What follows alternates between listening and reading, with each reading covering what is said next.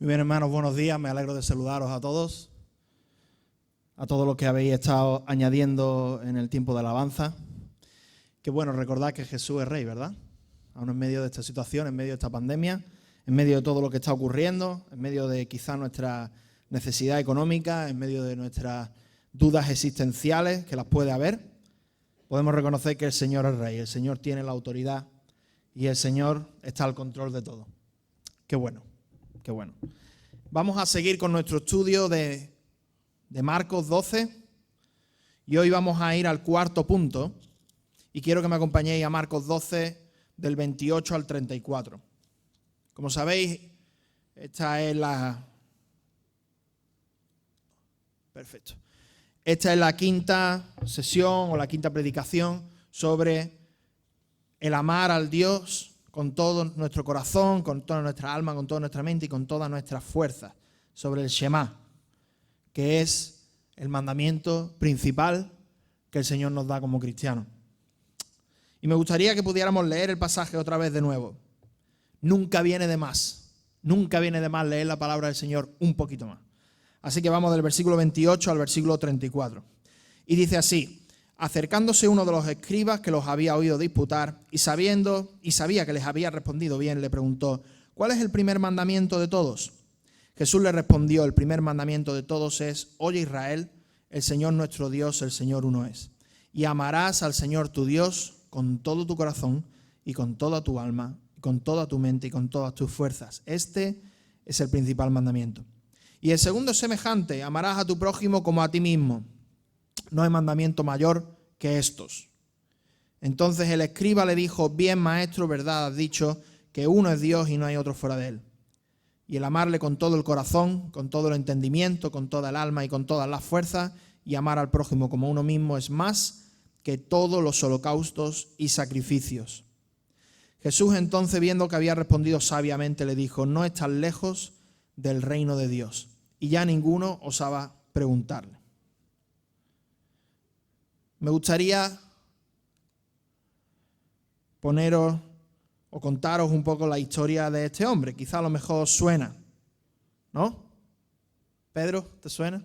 Me estaba contando el otro día Pedro que está haciendo una asignatura en el seminario precisamente sobre este hombre, ¿no? David Brainerd, un hombre que nació el 20 de abril de 1718 en Connecticut, en Estados Unidos. Era un hombre normalmente muy sensible, introspectivo, y de vez en cuando tenía periodos de cierta depresión. Tenía muchos pensamientos de muerte y tenía una carga severa por sus deberes religiosos. Y a los 7 años de edad ya decidió que era hora de ponerse manos a la obra y de hacer las cosas como el Señor quería. Pero no fue hasta que tuvo unos 20 años en la Universidad de Yale que él experimentó una transformación en su vida, una transformación grande. Él fue a la Universidad de Yale para formarse como un ministro del Evangelio, para estudiar teología y para poder predicar el Evangelio. ¿Cuál era el problema? Si es que había algún problema con él, ¿no? Pero ¿cuál era el problema con este hombre? Este hombre de vez en cuando tenía una enfermedad que le hacía expulsar sangre por la boca. Y ya los médicos al tiempo pues se dieron cuenta de que lo más probable es que fuera tuberculosis. Este chico tuvo tuberculosis durante la gran mayoría de su vida. Tanto es así que vivió solamente 29 años. Y yo pensaba en eso y digo, yo tengo 28. Algunos de nosotros tenemos, no sé si Sara, tú tenías 29, ¿no? O 30. 20, muy bien, 28, igual que yo. Y yo digo, madre mía, qué vida más corta tuvo este hombre. Cortísima. Pero en ese tiempo de vida que tenía, le dio tiempo a salir de la universidad con unos 20 y pocos años. Se fue un par de años a pastorear una pequeña iglesia. Y después de eso, el Señor lo llamó como misionero a los nativos americanos. Y allí, con los nativos americanos, este hombre estuvo predicando el Evangelio de maneras a veces increíbles, ¿no? Cuenta una historia que una vez estaba predicando y su traductor estaba borracho, y mientras que estaba borracho él le traducía y la gente se estaba convirtiendo. Y el traductor ahí borracho, ¿no? Cosas así. Una vez, en una ocasión, él estaba tan cargado por el pueblo de los indios que se puso a orar toda la noche y esa noche justo los indios lo querían matar. Pero cuando él estaba orando, los indios se dieron cuenta que estaba orando al Gran Espíritu, ¿no? Como decían los indios, estaba orando al Gran Espíritu a favor de ellos. Y entonces no solamente no lo mataron esa noche, sino que además, después de eso hubo un antes y un después en su ministerio con los indios americanos. Estamos hablando de toda la noche en la nieve. No estamos hablando toda la noche en una casita resguardado del frío. Este hombre se dio cuenta que por su enfermedad no tenía mucho tiempo. No tenía mucho tiempo. Y efectivamente no lo tuvo. Solamente unos 29 años. Cuando ya estaba a punto de morir, 2 meses antes de morir, aproximadamente 2 o 3 meses, se fue a casa de Jonathan Edwards, donde allí lo terminaron de cuidar. Y Jonathan Edwards escribió una de las biografías más increíbles que podamos tener hoy en día. Y es la historia de David Brainerd. De hecho, tanto es así que John Wesley, que os suena, ¿no?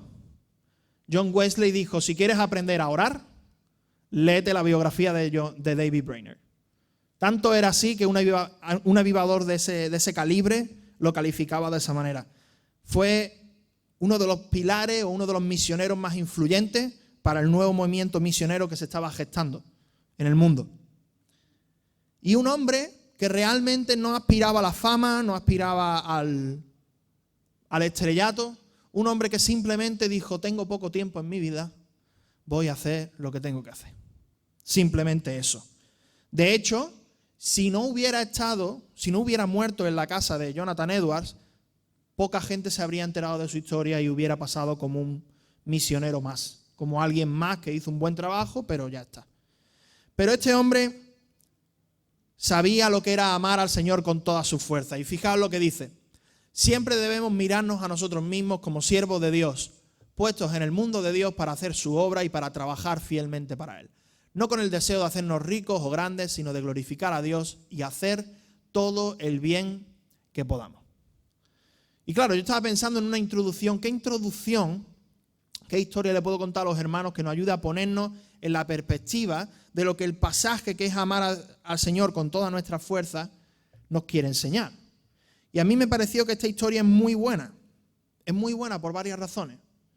Este hombre no se casó, sino que sabiendo que tenía poco tiempo, decidió dedicarse plenamente al Señor.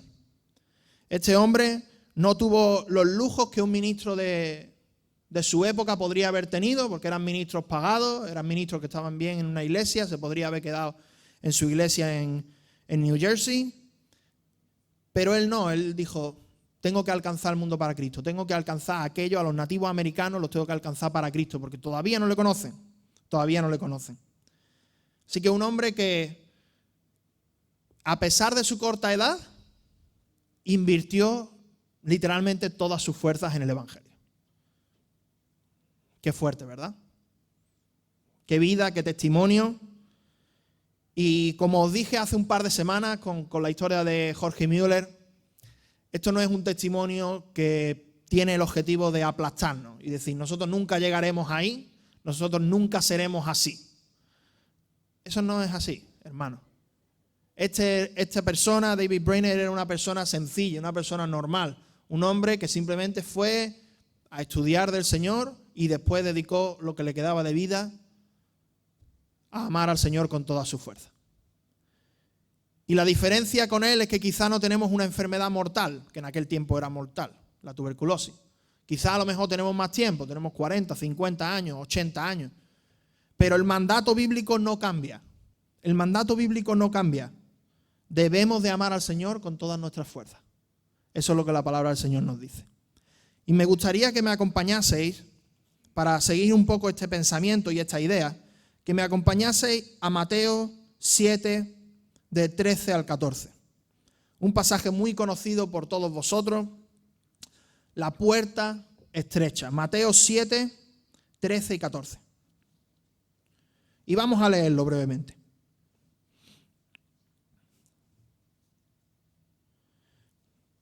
Dice, entrad por la puerta estrecha, porque ancha es la puerta y espacioso el camino que lleva a la perdición, y muchos son los que entran por ella. Porque estrecha es la puerta y angosto el camino que lleva a la vida, y pocos son los que la hallan. ¿Lo leemos otra vez para que no se nos quede mejor? Entrad por la puerta estrecha, porque ancha es la puerta y espacioso el camino que lleva a la perdición, y muchos son los que entran por ella. Porque estrecha es la puerta y angosto el camino que lleva a la vida, y pocos son los que la hallan. Si miráis vuestra pantalla, seguro que reconocéis ese dibujo, esa pintura. Yo siempre que voy a casa de Natanael, el antiguo pastor, siempre está ahí. Y yo la veo y digo, uy, una pintura muy antigua, pero que refleja una verdad bastante buena, ¿verdad? A la izquierda, una puerta ancha, un camino espléndido que lleva a la perdición, y a la derecha, una puerta estrecha con un camino difícil, complicado, que lleva a la vida. Fijaos lo que dice el pasaje. Hay dos contrastes. Aquí hay dos contrastes. Hay un contraste entre las puertas y hay un contraste entre los caminos. La primera puerta, ¿cómo es? Ancha. ¿Cómo es la segunda puerta? Estrecha.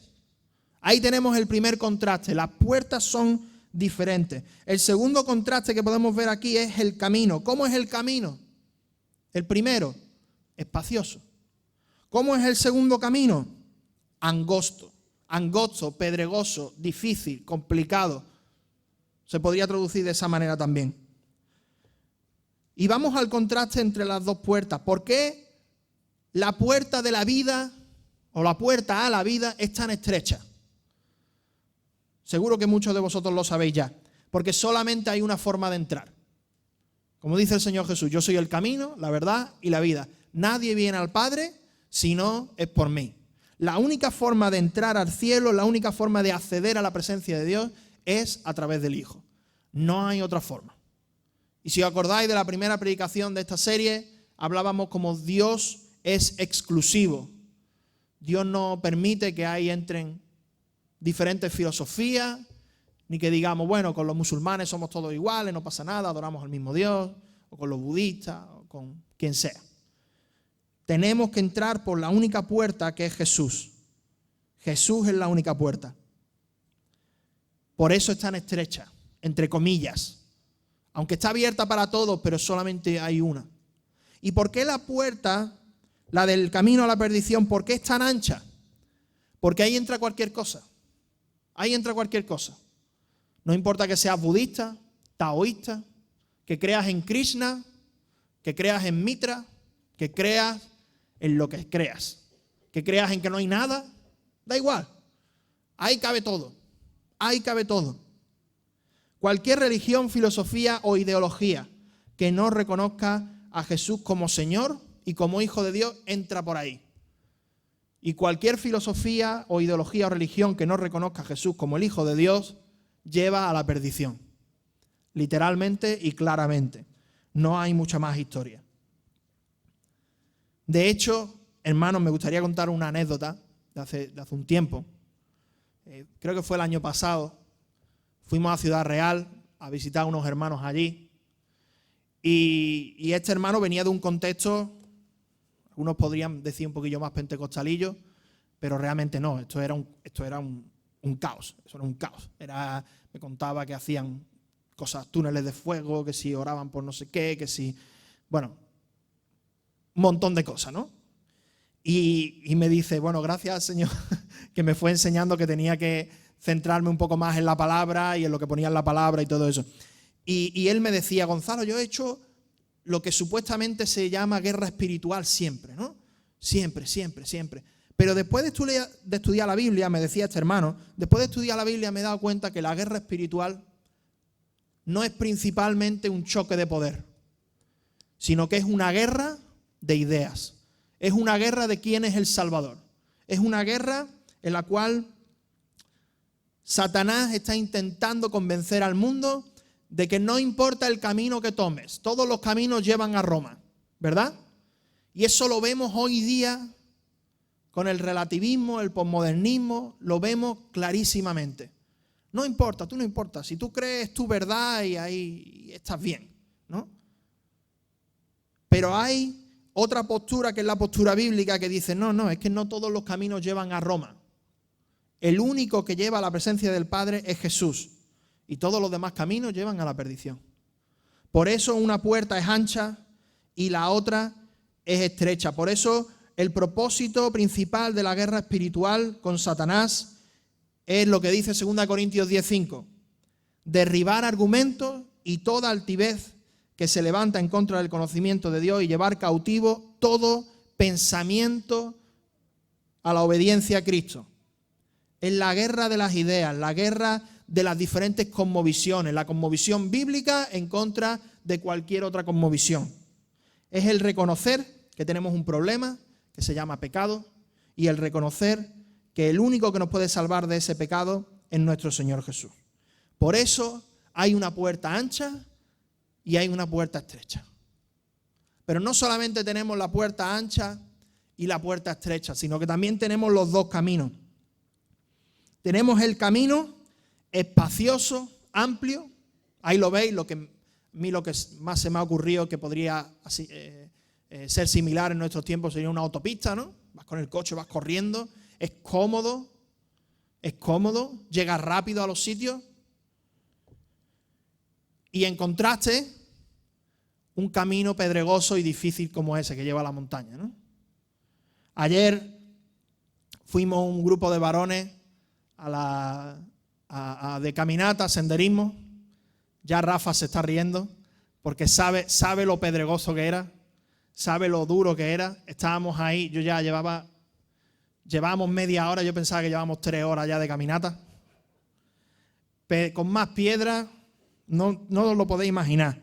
Aparte no era muy ancho tampoco, el camino era estrechito y te ibas pegando con los pinchos por la izquierda, por la derecha. Si bajaba alguien tenías que, hola, buenos días, sí, pero tenéis que echarte al lado y te pinchaban más todavía. Es un camino pedregoso. Y yo ayer me acordaba y digo, es que es verdad, es que el camino que lleva la vida, el camino bíblico, es pedregoso, es difícil, es complicado. Se te calientan los gemelos cuando andas por ahí. La verdad, no es el camino más fácil. No es el camino en donde vas en tu coche tranquilito con el aire acondicionado y tu Pepsi ahí, sino que es realmente un camino difícil. Es un camino que no todo el mundo quiere andar. Y eso es lo interesante hoy, hermano. Cuando hablamos de amar al Señor con todas nuestras fuerzas, una de las primeras cosas que tenemos que reconocer es que el camino, fijaos, y voy a intentar expresarlo de esta manera para que se entienda bien lo que quiero decir. El camino que Dios ha diseñado para sus hijos es un camino angosto, es un camino difícil, es un camino pedregoso, es un camino en el cual hay dificultades. Y Dios lo ha diseñado de esa manera. ¿Por qué? Porque no nos ama, ni mucho menos. Porque Dios sabe que solamente a través de las dificultades y de los momentos difíciles y de las piedras en el camino, solamente ahí vamos a poder reconocer nuestra debilidad, lo poquito que somos y vamos a aprender a depender de su fuerza. Cuando lo vemos de esa manera ya cambia, ¿verdad? No es un Dios tirano que no ama a sus hijos y que los quiere poner ahí como en disciplina perpetua. Es un Dios que ama a sus hijos, pero sabe que el único camino que va a producir crecimiento es un camino difícil, es un camino complicado, es un camino pedregoso. Y a veces se nos olvida, Ayer hablábamos también con un hermano y decía, a veces que nos centramos demasiado en nosotros mismos, ¿no? Que el Señor te va a bendecir, que el Señor está ahí siempre ahí, que el Señor tal, que el Señor cual. Y todo eso son verdades preciosas y son verdades bíblicas y son verdades que nosotros necesitamos. Pero tenemos que reconocer que el centro del Evangelio no somos nosotros. El centro del Evangelio es Cristo. Y que Jesús va a poner un camino pedregoso y angosto para glorificarse en medio de las dificultades y en medio de los problemas. Y a veces el objetivo no va a ser que nosotros lo pasemos bien. De hecho, muchas veces no es así. Pero el objetivo va a ser glorificar a Dios a medida que avanzamos y salimos victoriosos de todas esas pruebas y dificultades. El Evangelio es cristocéntrico, es teocéntrico, no es antropocéntrico. No estamos nosotros en el centro, Dios está en el centro. Y se nos olvida con mucha facilidad. Ya lo dijo Jesús a sus discípulos, Lucas 14, 26 a 27. Acompañadme ahí, por favor. Lucas 14, del 26 al 27.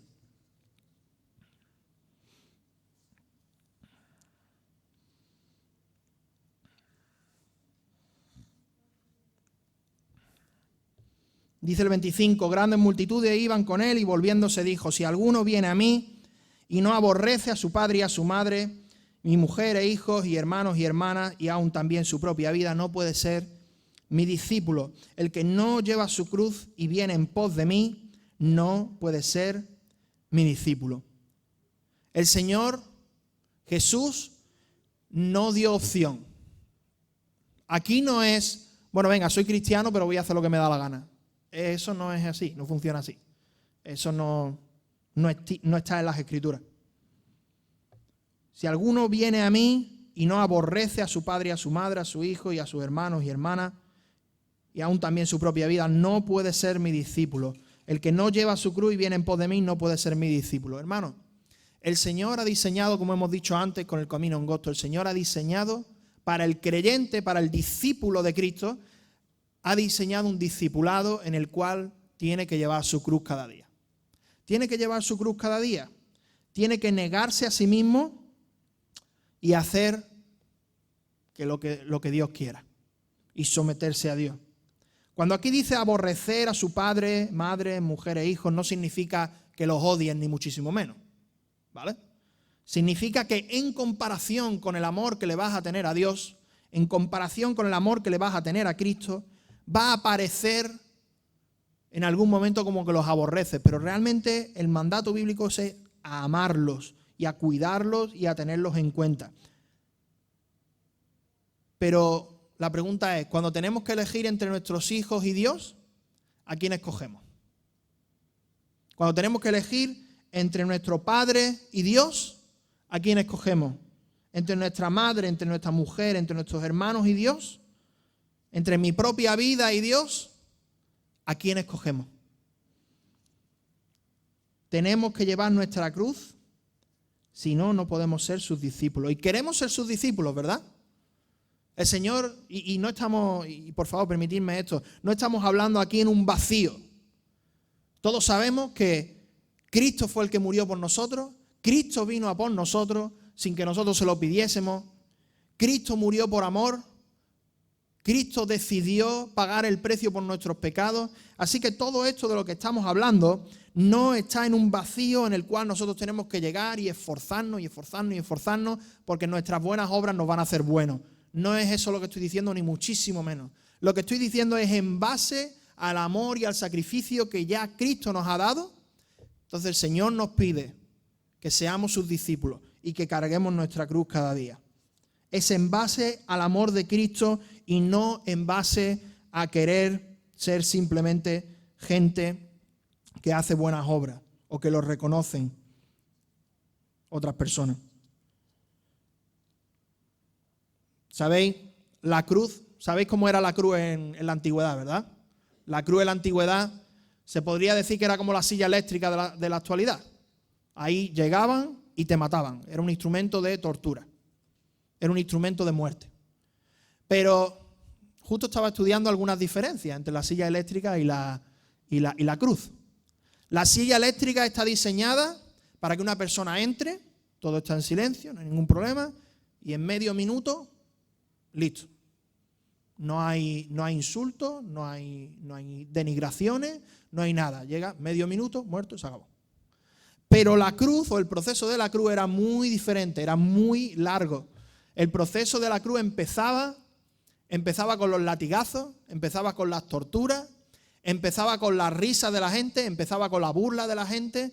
La gente, tú ibas por la calle y la gente te podía pegar, te podía bofetear perfectamente, no había ningún problema, porque el que iba a la cruz ya era alguien que la sociedad consideraba que no tenía derechos.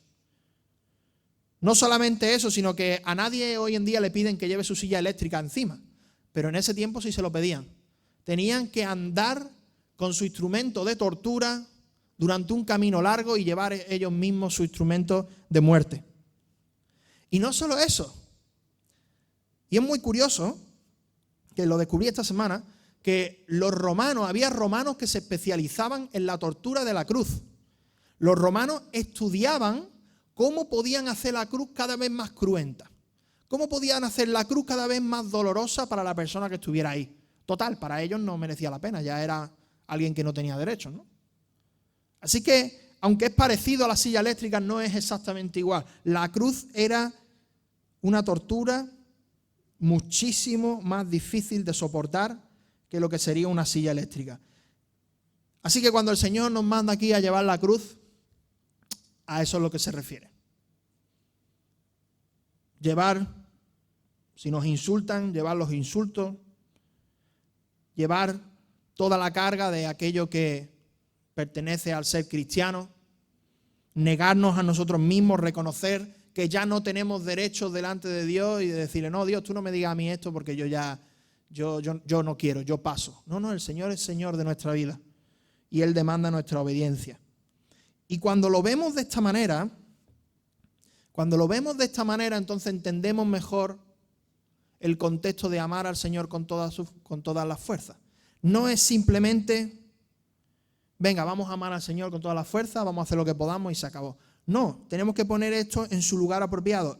Es un mandato, es una orden, es algo que Dios demanda de todos sus discípulos. De hecho, venid conmigo a 2 de Corintios 11, por favor. 2 de Corintios 11. Del 22 al 28.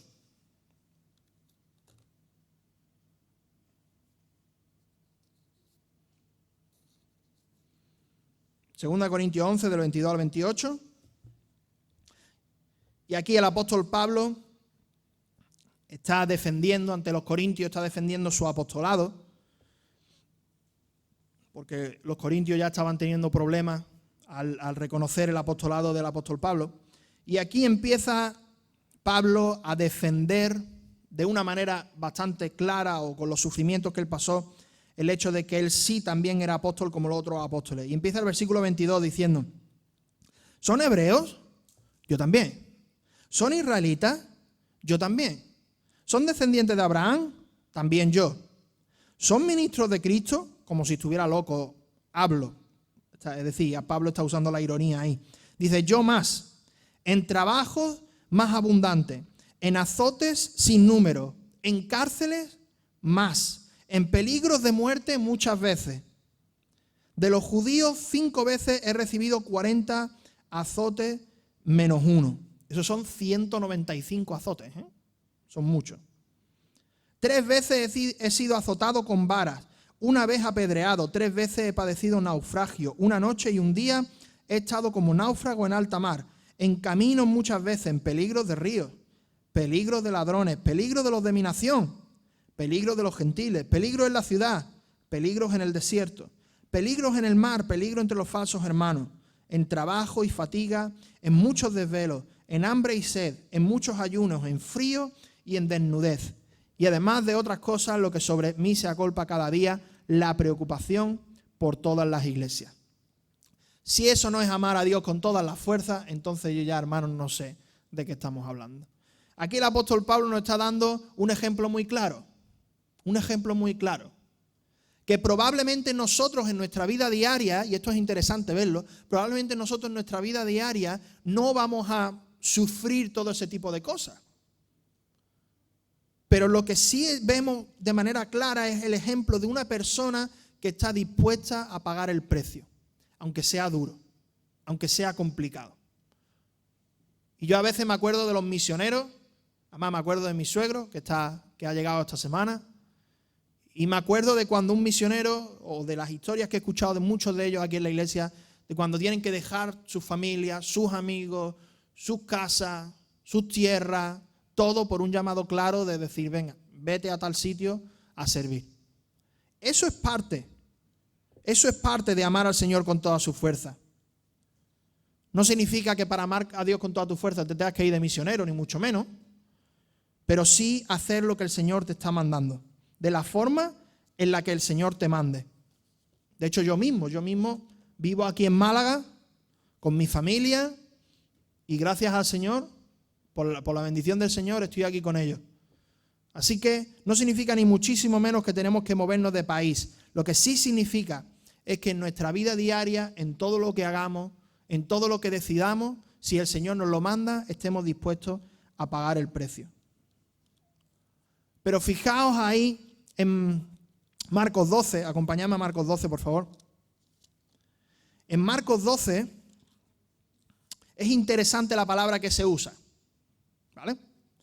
Es interesante porque normalmente podríamos usar palabras como que hay que someternos al Señor, someter nuestras fuerzas, obedecerlo con todas nuestras fuerzas. Debemos usar todas nuestras fuerzas. Se podría decir de esa manera, pero el pasaje no usa esa palabra. El pasaje usa la palabra amarás al Señor tu Dios con todas tus fuerzas. La palabra ágape, de la cual ya hablamos el otro día. Y aquí hay una diferencia abismal, que ya lo he dejado de vislumbrar un poco. Tú puedes obedecer a un Señor a regañadientes con todas tus fuerzas porque estás obligado. Tú puedes ir todos los días a tu trabajo 10 horas, aunque no quieras, porque necesitas mantener a tu familia. Pero a lo mejor el trabajo ni te gusta, ¿verdad? Tú puedes hacer muchísimas cosas esforzándote, pero el Señor Jesús no está pidiendo que hagas muchas cosas por Él esforzándote y con una motivación inadecuada. Lo que está diciendo es, ama al Señor con todas tus fuerzas. ¿Y por qué dice amar y no someter u obedecer o seguir o usar? Porque el amor es la motivación más poderosa que hay en el universo. ¿Sabes? Por amor hay gente que ha muerto por otra persona. Por amor los hombres se unían a la guerra para defender a sus familias. Por amor los padres soportan a sus hijos rebeldes en casa y todavía los siguen alimentando. Por amor la gente ha hecho muchísimas cosas. Y cuando nosotros, como cristianos a veces, y a mí a veces me da un poco de pena esto, como cristianos a veces damos la impresión de que el Señor está obligándonos, demandándonos, mandándonos y nos quedamos ahí. Y eso es cierto. Dios nos manda, Dios nos demanda y Dios nos obliga, nos exige a que usemos todas nuestras fuerzas para Él. Pero si nos quedamos solamente ahí, perdemos lo que es el enfoque de amar al Señor con todas nuestras fuerzas. Si nos quedamos en la obligación, nos quedamos a mitad de camino. Y aunque es cierto, es nuestra responsabilidad, pero lo que dice la palabra del Señor es que amemos al Señor con todas nuestras fuerzas. No es una obligación, o no está, mejor dicho, guiado por la obligación o la subyugación de Dios o por una mala conciencia, sino que está guiado por el amor que Dios ha tenido ya por nosotros. Vosotros recordáis el pasaje. Nosotros amamos a Dios porque Él nos amó primero. Y tenemos que revestir todo este pensamiento de sacrificio, del camino angosto, de las dificultades, de las pruebas. Tenemos que revestirlo del amor de Dios, de que el amor de Dios es el fundamento y es la base para todo lo que hacemos. Si eliminamos el amor de Dios de la ecuación, nos vamos a volver unos legalistas. Y yo no quiero eso. Si eliminamos el amor de Dios de la ecuación, vamos a hacer cosas y vamos a hacer un mero activismo que no sabemos ni siquiera si va a tener fruto, pero que no va a ser agradable al Señor. Porque el Señor no solamente demanda obediencia, sino demanda amor. Y solamente podemos tener ese amor o podemos practicar y obedecer al Señor con todo lo que tenemos si tenemos en cuenta el amor de Cristo. El amor de Cristo lo fundamenta todo, hermanos. Recordemos, el amor de Cristo es la motivación principal para este principal mandamiento. No podemos amar al Señor con todo nuestro corazón, con toda nuestra alma, con toda nuestra mente y con toda nuestra fuerza si olvidamos primero lo que Cristo hizo por nosotros. Y eso es clave y es necesario que lo recalquemos. El amor de Cristo, el sacrificio de Cristo, tiene que estar por debajo, fundamentándolo todo. Y ahí, cuando ya tenemos la buena motivación y nos damos cuenta de que no tenemos que obedecer a Dios para que Él nos ame, sino que obedecemos porque Él ya nos ama, cuando estamos ahí, la cosa cambia mucho, porque tenemos una motivación adecuada. Ya no tiene que estar el pastor detrás mía, bueno, el pastor o quien sea, detrás mía diciendo, hermano, por favor, llega a la hora a tu servicio, ¿no? Hermano, por favor, te has comprometido a esto, a ver si hazlo, ¿no? Ya que te has comprometido. No, cuando amas al Señor, no solamente haces lo que dices, sino que incluso vas más allá. Incluso vas más allá. Me acuerdo una vez, yo no sé cuánto tenía, pues 21 años por ahí. Me acuerdo que hicimos, la primera vez que hicimos el concierto de Eduardo Con. No sé si te acuerdas, Pedro. La primera vez. Llegamos aquí a la iglesia a las 11 y pico de la noche, tardísimo, y me empieza a decir mi hermano y yo no íbamos a quedar aquí a dormir esa noche, y me empieza a decir mi hermano, no, Gonzalo, tenemos que poner todos los instrumentos para mañana, porque mañana hay tiempo de alabanza y tal y cual. Y yo le digo, hombre, Efraín, ¿qué me estás contando? Efraín, que son las 1 de la mañana, tío. ¿Qué me dices? Que yo quiero dormir, que llevamos desde las 7 de la mañana el Eduardo Con. No, tío, tenemos que hacerlo y vamos para allá. Y además, como él es así apretado para esas cosas, dice, venga, pues hay que hacerlo. Y claro, yo lo veo aquí, al final en esta historia el malo soy yo, claro. Llego aquí, lo veo y digo, no lo voy a ayudar. Así que nada, aquí nos quedamos hasta las 2 o las 3 de la mañana. Pero el que tiraba del carro era mi hermano y nadie le puso una pistola en la cabeza diciendo, no, es que tú tienes que hacerlo. Tú tienes que hacerlo porque es tu obligación y esto no sé qué, esto no sé cuánto. Sino simplemente, no, mira, la iglesia lo necesita, tenemos que alabar al Señor, pues ya está, vamos para adelante, venga. De hecho, por si queréis saberlo, nadie nos pagó nada ese día. De hecho, pusimos hasta dinero, ¿no? Nos fuimos al Burger King y pusimos dinero nosotros, o nos lo pagó la iglesia, no sé, pero ganar no ganamos ni un duro y nos hinchamos de trabajar. Pero cuando tienes ese tipo de motivación, de que el Señor es lo que te llena y el Señor es lo que te impulsa, pues la cosa cambia de una manera increíble.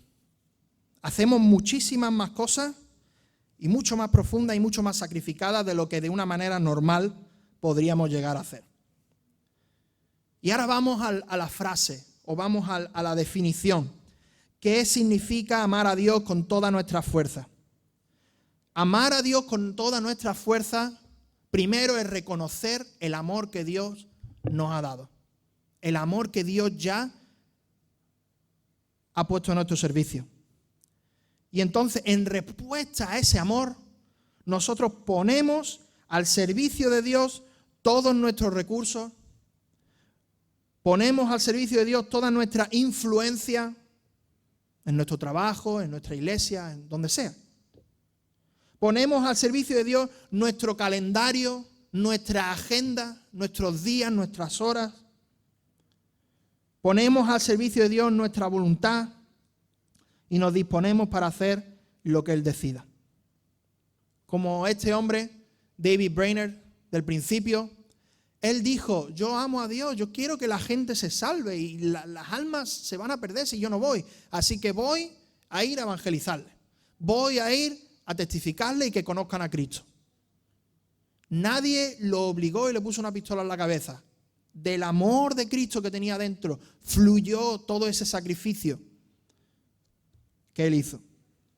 Ahora, ¿de qué maneras prácticas nosotros en el siglo XXI, en nuestra Málaga, ¿no? Una persona que tenga un trabajo de 7, 8 horas diarias, un trabajo normal, natural, ¿qué puedo hacer para amar a Dios con todas mis fuerzas?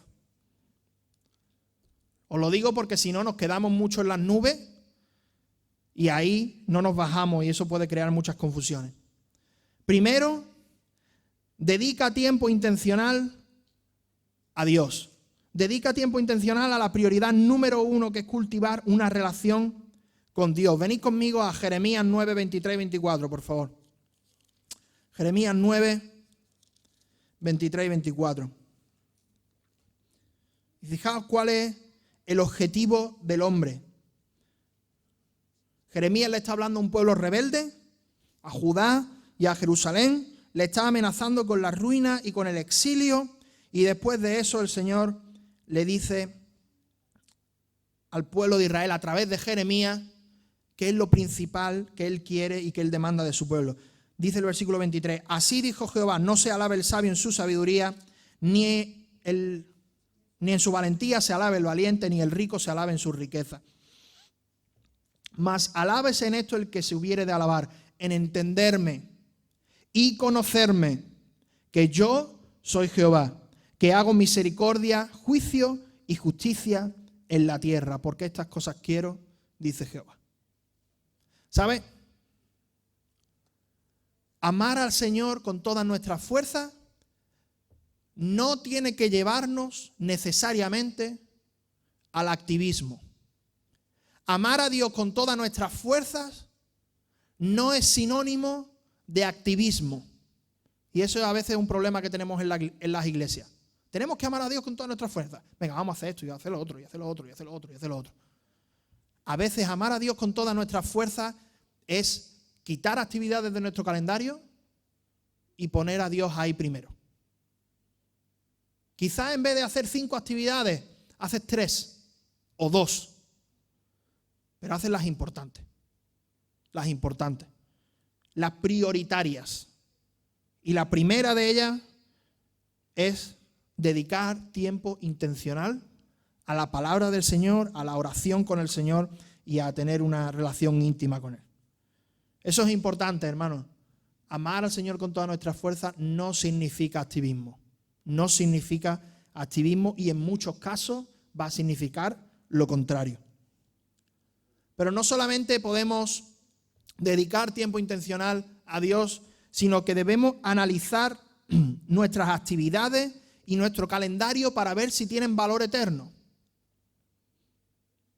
¿Alguna vez te has parado y has dicho, oye, esta actividad que yo estoy haciendo, ¿tiene algún valor eterno? ¿Va a atraer a personas a Cristo? ¿Va a edificar a la iglesia? ¿Va a glorificar a Dios de alguna manera? ¿Sabes? Ayer que nos fuimos los hombres de caminata, parece que no, pero eso tiene valor eterno.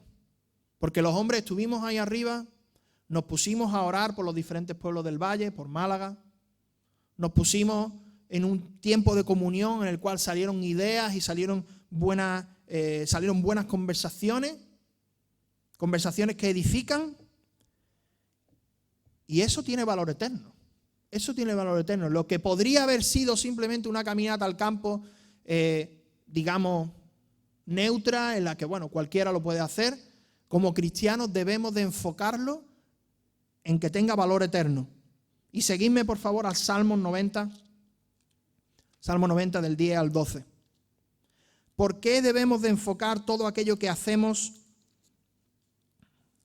en la eternidad? ¿Por qué debemos de darle una vuelta de tuerca y hacer que todo lo que hacemos tenga valor eterno? Pues lo dice aquí, Salmo 90 del 10 al 12. Los días de nuestra edad son 70 años, y si en los más robustos son 80 años, y con todo su fortaleza en molestia y trabajo, pronto pasan y volamos. ¿Quién conoce el poder de tu ira y tu indignación según que debes ser temido? Enséñanos de tal modo a contar nuestros días que traigamos al corazón sabiduría. Hermanos, 70 años, 80 años, 90 años quizás podremos vivir, no mucho más, no nos queda mucho. Y yo te dejo que tú hagas tus matemáticas. Si tú ya tienes más de 40 años, probablemente has vivido más de lo que te queda por vivir. Probablemente. No tenemos mucho tiempo. No tenemos mucho tiempo. Y el versículo 11 nos dice del poder de la ira de Dios, la indignación de Dios por el cual Él debe ser temido. Va a haber un juicio. Gracias a Dios nosotros estamos exentos de ese juicio de condenación porque estamos en Cristo. Pero los demás no. Los demás no. Así que con esa idea en mente llega el salmista al versículo 12 y dice: enséñanos de tal modo a contar nuestros días que traigamos al corazón sabiduría. Señor, enséñanos Enséñanos a saber que nos queda poco tiempo. Enséñanos a saber que hay un juicio que viene. Enséñanos y imprime en nuestras mentes el hecho de que no tenemos mucho tiempo y de que tenemos una misión que cumplir. Esa es la base de la sabiduría que va a traer el corazón.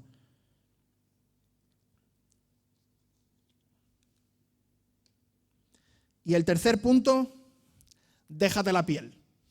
No sabía cómo llamarlo, pero esta frase me viene bien. Déjate la piel. Cuando ya tengas las prioridades en orden y digas, estoy dedicando tiempo intencional en mi relación con el Señor, que es lo más importante que tengo. Cuando analices las prioridades, tu calendario, tus actividades, para ver si tienen o no valor eterno y desechar algunas de ellas y añadir otras nuevas, cuando pongas todo eso en orden y sepas por dónde tienes que tirar, hermano, ahí, déjate la piel.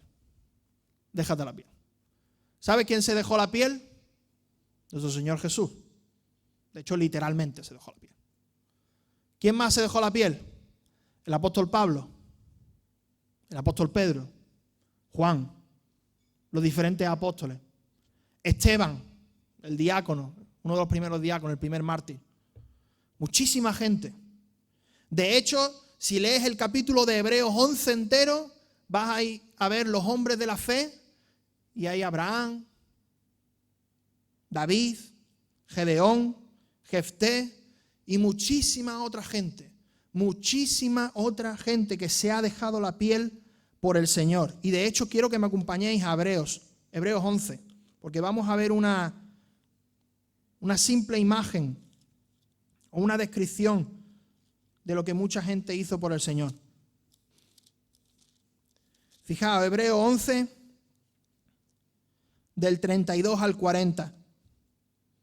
Dice, ¿qué más digo? Porque el tiempo me faltaría contando de Gedeón, de Barak, de Sansón, de Jefté, de David, así como de Samuel y los profetas. Por fe conquistaron reino, hicieron justicia, alcanzaron promesas, taparon boca de leones, apagaron fuego impetuoso, evitaron filo de espada, sacaron fuerza de debilidad, se hicieron fuertes en batalla, pusieron en fuga ejércitos extranjeros. Las mujeres recibieron sus muertos mediante resurrección, más otros, fijaos ahora el contraste que hace, el cambio que va a hacer, más otros fueron atormentados, no aceptando el rescate a fin de obtener mejor resurrección. Otros experimentaron vituperios y azotes y además de esto prisiones y cárceles. Fueron apedreados, aserrados, puestos a prueba, muertos a filo de espada. Anduvieron de acá para allá cubiertos de pieles de ovejas y de cabras, pobres, angustiados, maltratados. Y fijaos esta frase con la cual se enmarca toda esta descripción, de los cuales el mundo no era digno, de los cuales el mundo no era digno, errando por los desiertos, por los montes, por las cuevas y por las cavernas de la tierra. Y todos estos, aunque alcanzaron buen testimonio mediante la fe, no recibieron lo prometido, proveyendo Dios alguna cosa mejor para nosotros, para que no fuesen ellos perfeccionados aparte de nosotros.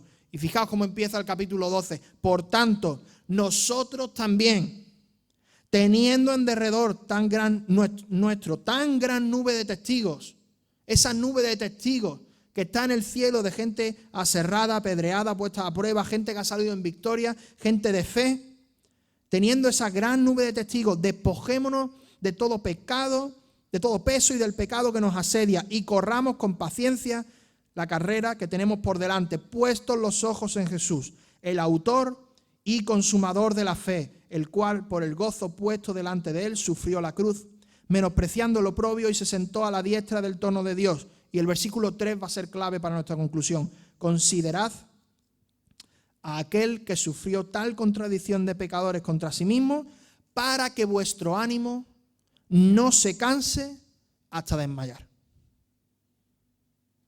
Una gran nube de testigos, como nos dice Hebreos 11. Y encima de eso, el sacrificio perfecto, nuestro Señor Jesús. Puestos los ojos en Jesús. Por eso dice el versículo 3, considerad a aquel que sufrió esa contradicción de pecadores contra sí mismo, para que cuando os veáis a la luz de Cristo, cuando veáis lo que sufrió Cristo, cuando veáis cómo Cristo padeció por nosotros, cómo nos amó y cómo se sacrificó por nosotros, que vuestro ánimo no se canse hasta desmayar. Esa es la idea. Esa es la idea. Esa es la idea. Y esto, hermanos, es una pequeña introducción de lo que significa amar al Señor con todas nuestras fuerzas.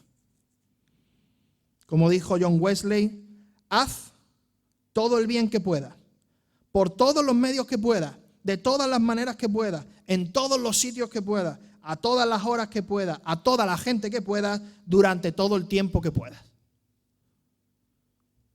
Espero que eso sirva de reflexión y eso nos sirva para decir que no tengo por qué viajar a un país extranjero. Aquí mismo, en Málaga, en el 2020, en medio de la pandemia, yo puedo amar a Dios con todas mis fuerzas. Yo puedo amar a Dios con todas mis fuerzas. Y a veces va a tomar formas diferentes. Pero debemos hacerlo. Y queremos hacerlo. Queremos hacerlo por el amor que Cristo nos ha dado. Así que me gustaría dar un par de conclusiones, un par de puntos que resumen la predicación de manera sencilla. No negocies con Dios la idea de servirle con todo lo que tienes. No negocies con Dios, es un mandato. Pero es un mandato y es una actividad o es algo que va a estar impulsado por el amor, no por la obligación. Y pon en orden tus prioridades a la luz de la eternidad y presenta a Dios todos tus recursos y todas tus fuerzas.